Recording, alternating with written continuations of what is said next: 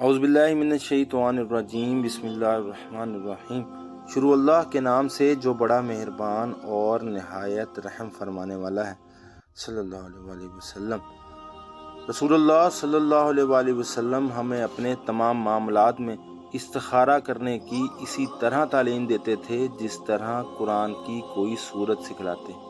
آپ صلی اللہ علیہ وآلہ وسلم فرماتے کہ جب کوئی اہم معاملہ تمہارے سامنے ہو تو فرض کے علاوہ 2 رکعت نماز نفل پڑھنے کے بعد یہ دعا پڑھے، جس کا ترجمہ ہے: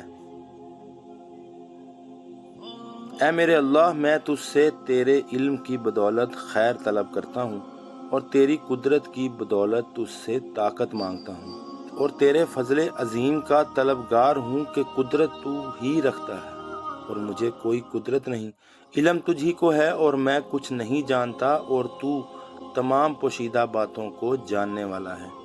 اے میرے اللہ، اگر تو جانتا ہے کہ یہ کام جس کے لیے استخارہ کیا جا رہا ہے میرے دین دنیا اور میرے کام کے انجام کے اعتبار سے میرے لیے بہتر ہے، یا آپ نے یہ فرمایا کہ میرے لیے وقتی طور پر اور انجام کے اعتبار سے یہ خیر ہے، تو اسے میرے لیے نصیب کر، اس کا حصول میرے لیے آسان کر، اور پھر اس میں مجھے برکت عطا کر۔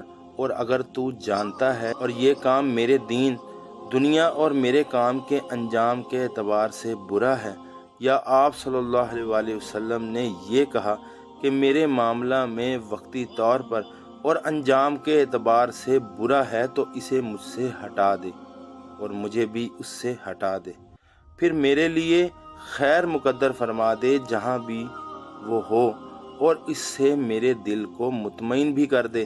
آپ صلی اللہ علیہ وآلہ وسلم نے فرمایا کہ اس کام کی جگہ اس کام کا نام لے۔ سبحان اللہ۔ یا اللہ، ہمیں بھی استخارہ کرنے کی توفیق عطا فرما۔